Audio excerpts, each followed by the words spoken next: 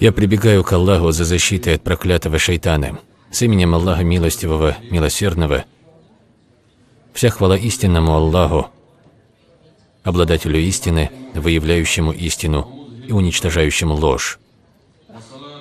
Мир и благословение нашему господину Мухаммаду, печати пророков, и его братьям из числа пророков и посланников, их семьям, сподвижникам и всем, кто последовал за ними до судного дня.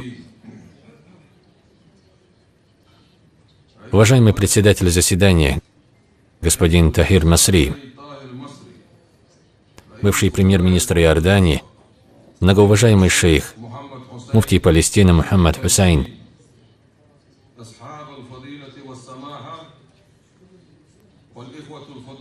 уважаемые присутствующие, приветствую вас приветствием ислама. Ассаляму алейкум ва рахматуллахи ва баракату.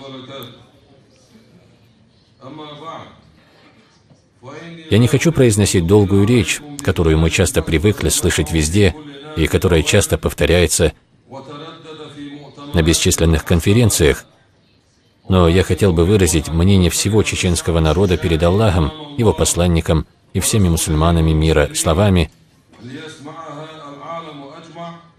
Иерусалим – это кибла мусульман.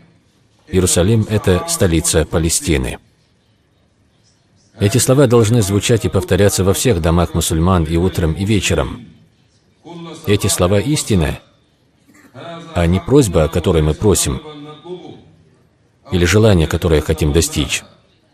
Это подлинная истина, известная испокон веков. И наше право на Палестину никогда не исчезало и не исчезнет. И пусть знает весь мир, что в сердце каждого мусульманина ключ из ключей Иерусалима. Если кто-либо захочет отнять у нас Иерусалим, то он сначала должен убить всех мусульман на земле, а это будет невозможным. И тот, кто гонится за невозможным, тот из числа лишенных ума. Никто из живущих не в силе изменить эту действительность, даже если весь мир будет стоять за ним. И попытки не прекратились и не прекратятся. Однако мы будем стоять на своем, как мы и обещали, пока не придет веление Аллаха. Наши отцы ушли, оставив хранение Иерусалима вверенным для нас, аманатом для нас. И мы исполним свой долг.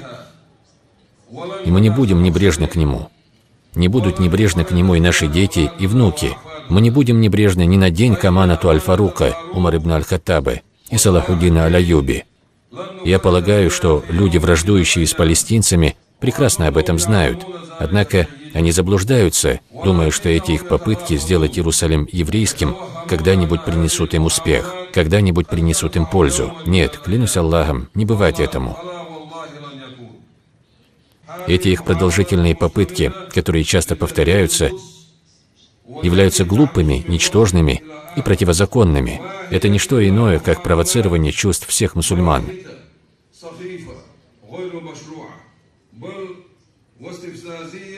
Мы никогда не будем приветствовать такое, и это не вызовет у нас ничего, кроме гнева.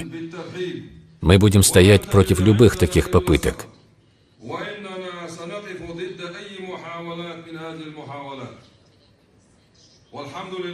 Хвала Аллаху! Мы находим разумных людей, правозащитников, последователей 3 мировых религий, которые признают право Палестины и палестинцев на Иерусалим. Мы предостерегаем от последствий подобного рода попыток, которые не способствуют налаживанию мира в этом районе. Наоборот, эти попытки все сильнее накаливают обстановку в районе и могут привести к столкновениям, и приведут к столкновениям, которые не вынесет и Иерусалим, и соседние государства. Завершая свою речь, хочу сказать, что Иерусалим – это чистота и благодать. Иерусалим – первая кибла мусульман и третья из святынь. Об этом знает и старый, и млад. Я обращаюсь ко всем мусульманам мира. Как мы можем не отправляться в мечеть Байтуль-Макдис, которая является одной из 3 мечетей, которую посланник Аллаха, да благословит его Аллах и приветствует, велел нам посещать. Мы считаем обязанностью каждого мусульманина посетить мечеть Байт-аль-Мақдис. Наши ученые говорят о большой пользе хаджа, которая заключается в собрании мусульман.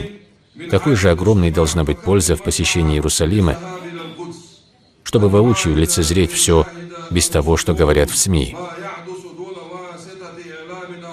От такого душа приходит в восторг, и это чувство передается на членов семьи. Человек передает увиденное другим людям, и они начинают обсуждать Иерусалим. Это занимает их внимание и становится источником их воодушевления. Пусть упоминание Иерусалима будет частым на языках, чтобы потом оно перенеслось в сердца, и чтобы имя Иерусалима поселилось в сердцах будущих поколений.